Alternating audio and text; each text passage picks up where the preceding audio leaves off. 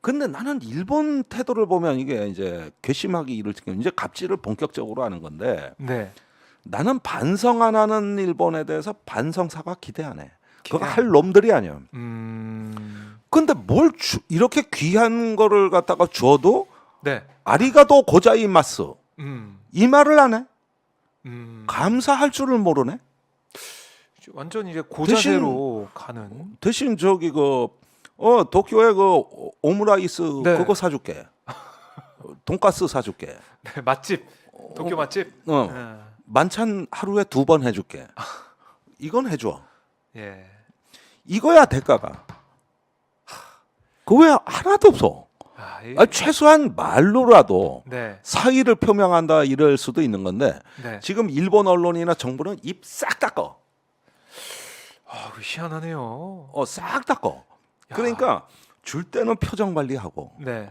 그다음에 저기 받을 거 예를 들어서 한국이 징용 배상 니들이 알아서 해. 네. 일본도 피해자야. 왜 강제 노동이라 그래? 그런 말 없어. 그러고 왜 일본을 말이야 비인도적 국가로 법원이 니들이 판결하고. 그래서 일본 피해자 돼 버렸어. 그러니 한국 정부가 원상 회복해놔. 이렇게 채권자 역할을 할 때는 요런 주제는 또 악을 박박 써. 그러니까 윤석열 대통령이 강제징용 해법 발표하니까 한술 더 떠. 네. 강제징용이 어딨냐?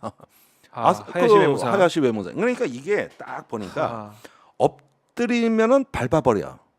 이 기회야. 이 기회를 놓치면 안 돼. 네. 이래가지고 삼국지에 송건이 유비를 갖다가 이제 지 아래 두려고 할 때 그 겸손한 유비를 엄청 괴롭히잖아. 어? 그렇죠. 조조에 맞서기 위해서 네. 유비 정도는 내 품으로 밑에서 껴야지. 네가 언제적부터 그렇게 저기 제후 행세를 해. 네. 이런 거 아니야? 그래가지고 그 밑에 주유라는 그 송건 밑에 있는 장수가 그렇게 유비한테 갑질을 하고 왜 그 못 살게 굴잖아. 네. 지금 딱 그 꼴이 났어.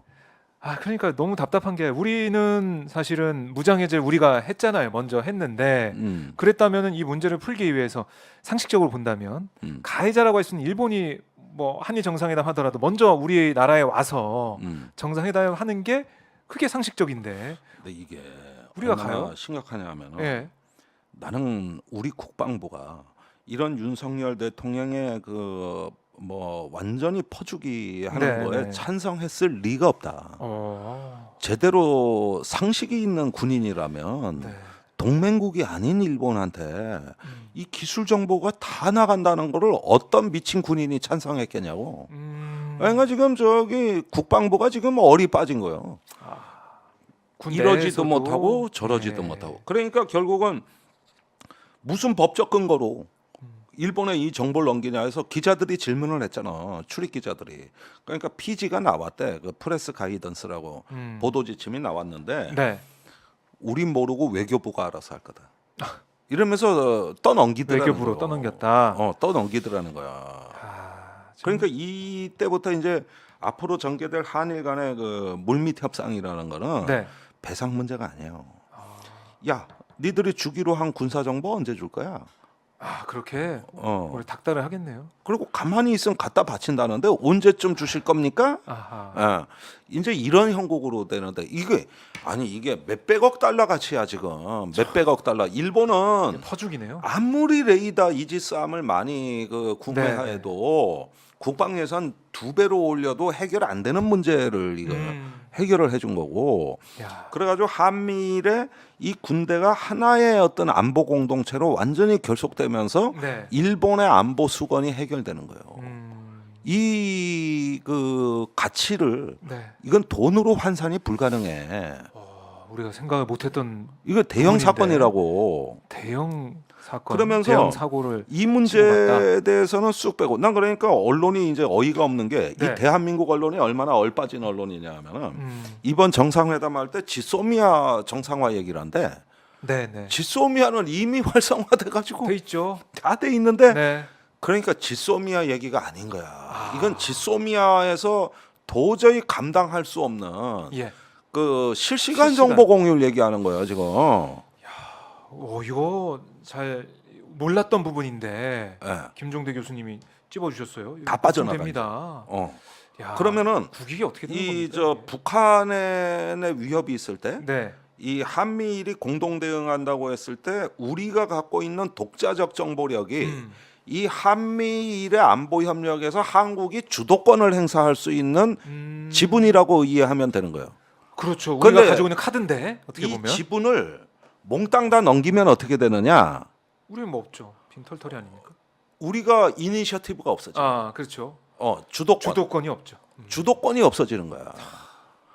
그걸 하겠다고 하는 거예요? 지금 간 거예요? 이게 국가 간의 그 관계를 예. 결정적으로 전복시켜 버려. 결국은 우리가 그 일본의 조기 경보기 역할을 자처하면서 일본이 이제 글로벌 대국을 지향하고 있기 때문에 네. 그 작년에 안전보장 문서를 개정하면서 했던 건 뭐냐면 이제는 강대국 정치를 하겠다는 겁니다. 그럼 강대국 정치를 하는 나라가 주도를 하지 그래 상식적으로 우리가 뭘 주도하겠어? 그러니까 결국은 네. 한국 안보의 자율성 또 우리 스스로의 국익에 대한 우리의 어떤 주체적인 네. 자주적인 그 판단을 아. 일본에 넘겨주는 이 지분 양보가 되는 거야. 지분 양보다. 어. 야, 근데 계속해서 주장하고 있는 것은 뭐냐면 한미일의 협력이 중요하다는 얘기잖아요. 아니 협력도 여러 가지 양상이 있고 구조가 있는 거 아니에요. 네. 근데 이렇게 동남푸는 안 받고 아하. 무상으로 몽땅 가져가세요. 몽땅 타. 이 이야기의 실상을 네. 군인들이 들으면 우리 합참이나 아니면은 그 어디 부대 전투 부대 우리 전투원들이 이 이야기를 들으면은 야. 어떤 기분일까? 아, 진짜? 그러니까 이게 국방부가 동의해서 이라는 걸까? 아니지. 그렇죠. 국방부를 찍어 누른 거지. 어느 나라 군대든 이런 식으로 자기 정보가 넘어가는 걸 찬성할 군인은 없어요. 그렇죠. 이거는 굉장히 높은 수준의 동맹 관계가 되지 않는 이상 불가능한 얘기예요. 근데 자, 그러니까 이런 그 변고가 일어난 거예요. 네. 그랬는데 일본은 지금 딴 얘기에 벌써부터 이제 한국 대통령 온다 그러니까 이제 잘 걸려들었다. 그러면서 이제 그 몇 가지 문제를 우리한테 제기하겠다고 벌써 일본 언론이 난리인데 네. 나는 일본 극우 언론에서 아주 엽기적인 기사를 내가 하나 엽기적인 찾아냈어. 기사. 엽기적인 거사. 이게 예. 재팬 포워드라는 언론이 있더라고. 이게 극우 언론이에요. 아, 일본에 있는 극우 언론이다. 재팬 포워드에 3월 13일에 네. 니시오카 스토무라는 자가 쓴 어. 이 기사를 보고 내가 이제 여기서 눈이 뒤집히는 건데 예. 얘가 레이타쿠 대학이라고 있대. 이런 대학이 다 있나? 레이타쿠 대학 개광 교수더라고. 나는 지금 연세대 통일연구원 개광 교수잖아. 그렇죠. 같은 교수네. 그러니까 개원 교수네요. 같은 개광 교수끼리 한번 붙어보자고. 네. 이자가 그 우리나라에서 그 서울대 이영우 교수가 쓴 왜 반일 종족주의라는 책을 네. 이걸 일본 내에서 전도하는 전도사예요. 아, 그다음에 북한에 납치당한 그 일본 피해자들 네. 그 가족들하고 연대해가지고 아베 총리 때부터 이 북한에 대해 가지고 이제 북송 납북인 그 송환 운동을 하고 네. 반복 운동을 했던 사람인데 이 사람이 최근에 이거 일본 언론에서 이미 나오고 있는 겁니다만 네. 그 2018년에 한국의 구축함하고 일본 초계기가 초계기. 동해에서 대처한 사건을 이 사람이 이제 꺼내는데 기억납니다. 야 여기서 이런 얘기를 합니다. 때는 2018년 12월에 한국 해군의 구축함이 일본 해상자위대 초계기를 향해 가지고 사격 통제 레이더를 조준한 일이 있었다. 이게 이제 양국 간에 지금 그 네. 몇 년 먹은 그 진실 게임 아닙니까? 네. 우리는 레이더 조준한 적 없다. 오히려 일본 초계기가 저공 비행으로 우리를 위협했다. 사진 보면은 정말 가깝게 날더라고요. 예. 초계기가. 그런데 일본은 그게 아니라 한국이 그 초계기를 갖다 그런데 여기 요 사진을 잘 보셔야 돼. 사진. 네, 이 보겠습니다. 사진을 이 기사에서 설명을 하는데 네. 저기 보면은 목선이 보일 거예요. 목선. 앞에. 네. 그게 북한에 표류하는 어민들 배야. 그렇죠. 4명이 타고 있었어. 그다음에 저쪽에는 우리 한국 해경 그 순시선이 보일 거예요. 네. 그래서 당시에 표류 중인 목선을 우리 그 해경하고 구축함 저 뒤에 있어. 구축함. 수평선 쪽에. 아 그래요. 멀리. 저기 있네요. 예. 저기 있죠. 보입니다. 이 어선을 지금 저 구조하는 작전을 하고 있었다는 거거든. 네. 그런데 저 목선에 4명이 타고 있었는데 한 명은 이미 죽은 상태다. 그리고 저 목선에는 무전기가 없었다. 그래요? 그래가지고 이게 구조 요청은 받은 적이 없는데 구조 작전을 하고 있었다. 그런데 이때 여기서부터 이제 놀라운 얘기가 나가는데 네. 저 하늘에는 저 보이죠? 일본 초계기 떠 있는 네, 거. 보입니다. 이게 다 가깝게 엉켜 있는 알고 거예요. 있어요. 예. 그러는데 문제는 뭐냐 하면은 저 목선은 일본으로 망명하려는 북한 고위층이었다. 그래요? 그랬는데 예. 동해 바다에서 일본으로 간 걸 한국이 가로챈 거라는 얘기인데 김정은 정권이 예. 모종의 소통 채널로 한국의 문재인 정부의 저기 탈북자 4명을 되돌려 달라는 그 요청을 보냈다. 그러니까 문재인 정부가 동해 바다에서 그걸 납포해 가지고 저 3명이 지금 탈진을 해서 기진맥진한 상태임에도 불구하고 네. 그 3명 살아있는 3명과 한 시신을 북에 사흘 만에 송환해 버렸다. 고로 저것은 저기 한국 정부가 북한에 협조하기 위해서 네. 북한 정권의 어떤 그 의도에 따라 가지고 일본에 망명하는 걸 가로채 가지고 한 것이고 여기에서 이런 사실이 일본에 알려질까봐 일본 초계기가 접근을 하니까 네. 이걸 은폐하기 위해서 사격 통제 레이더를 발사한 거다 이거야. 그런 얘기가 발사한 거다. 이거.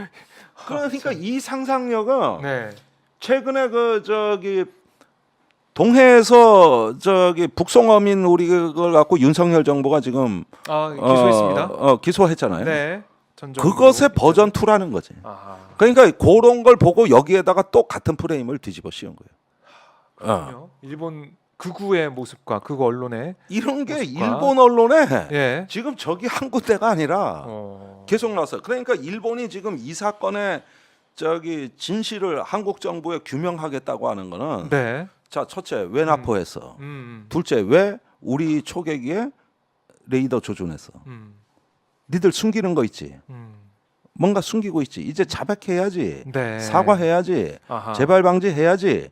이게 이 기사에 줄창 나와 있고. 그래요. 그런데 문제는 지가 꾸며낸 소설을 어떻게 증명할 거예요? 그러니까 네. 저기 이 기사에 이래 나와 있습니다. 김정은 정권은 특정 소통 채널을 통해 문재인 정부의 4인의 탈북을 막아달라고 요청했다. 평양은 이들의 북송을 요구했다. 이에 따라 한국 해군과 한국 해경이 작전에 투입됐다. 네. 이렇게 이제 지가 아주 단정적으로 써놓고 그 다음에 입증할 길이 없으니까 뭐라고 쓰냐면 이것이 사실이라면 심각한 문제다. 다 얘기해놓고 뒤에 한국 정부가 조사하라 이 얘기예요. 이게 어마어마하네요. 이게 다들. 일본이 한국을 보는 시각이에요. 일본의 네. 극우. 얘들은 저기 이런 거를 극우의 매체를 통해 가지고 순식간에 확산시킨다고. 그러면은 이 얘기를 뭐냐? 윤석열 정부를 꼬시는 거지. 야, 문재인 정부 두들겨 패고 싶지. 우리 초계기가 수집한 정보 줄까? 이러면은 저기 윤석열 정부가 네. 문재인 정부 때 저기 청와대 안보실장, 국방장관 이런 저 국가정보원장에 대해 가지고 기소할 거리 하나 더 생길 건데. 그래요. 응. 그렇게 또 공조를 하는 건가요? 그래서 문재인 정부에 대한 한일 현 정권의 협공 내지는 협조. 예. 이것까지 제안하는 거지. 야. 이것까지. 자, 저희가 이제 한일 정상회담 여러 가지 분석이 있었지만 오늘 김종대 교수님 말씀을 들어보니까 우리가 잘 몰랐던 아니면 간과하고 있었던 그런 사안들이 주요하게 일본에서는 다뤄질 수밖에 없는 거고 과연 한일 정상에서는 윤석열 대통령 이런 일본의 요구와 압박이 있을 때 어떻게 대응할 것이냐 좀 봐야 될 것 같은데요. 그러니까 이 저기 저자 말입니다. 네. 그 저기 뭐라 그랬어? 내가 이름을 얘기하고 또 잊어버려. 니시오카 스토모. 네. 개공 교수. 이 양반의 이 시각이 이게 이 양반이 아베 총리를 만나가지고도 저기 납북자 운동을 하면서 탄원서도 한자라고 일본 내에서 꽤 유명한 그래요. 사람이더라고. 굉장히 기고도 많이 하는 양반인데 네. 그런 인사가 얘기를 했으니 이런 식의 그 저기 뭐냐 가짜 뉴스를 만들어 가지고 네. 이제 저기 문재인 정부를 아주 아작을 내버리겠다는 이런 어떤 그 의도까지 이제 언론에 많이 확산되는 걸 보면은 말입니다. 네. 이거는 윤석열 정부가 일본 정부의 꼬붕이 돼가지고 그쪽에서 이렇게 제기하는 문제들에 대해 가지고 면종복배하면서 우리 지난 정부를 이제 공격하는 양상으로 이게 펼쳐질 가능성이 높아요. 실제로 일본의 모든 언론 산케이가 특히 그 얘기를 하는데 네. 이번에 한일 정상회담에서 풀어야 될 숙제로 이 사건을 지목했어. 그래요. 초계기 갈등. 우리는 별로 생각을 안 하고 있을 텐데 국민들 네. 중에서는 네. 이거를 일본이 민감하게 보고 꺼내 들었는데 윤석열 대통령도 지난 문재인 정부 공격 포인트가 되겠구나. 요걸로 쳤네. 이걸 몰랐네. 그러면서 이제 이재명 대표 뭐 구속영장 뭐 청구한다, 체포동의안 낸다, 뭐 하다가 하지만 문재인 대통령에 대해서는 항상 남겨놨잖아. 그렇죠. 그렇죠. 이 카드는 언제 써먹지? 그다음에 네. 지금 저기 동해 사건, 서해 사건 많이 잊혀져 가고 있는데 네. 잊어버릴만 하면 선거 전에 뭐 터뜨릴 거야? 이런 거지. 야. 일본에서 받은 정보가 있을 거 아니야. 그렇죠. 일본 초계기 정보. 이걸 어떻게 잘만 엮어봐. 그러면 이제 또 선거 앞두고 내년 총선쯤 제2의 북풍이 가능해지는 거지. 야, 그런 큰 그림까지. 와, 좀 당연하지. 놀라운데요. 한일 간의 협잡을 뭘 하겠어.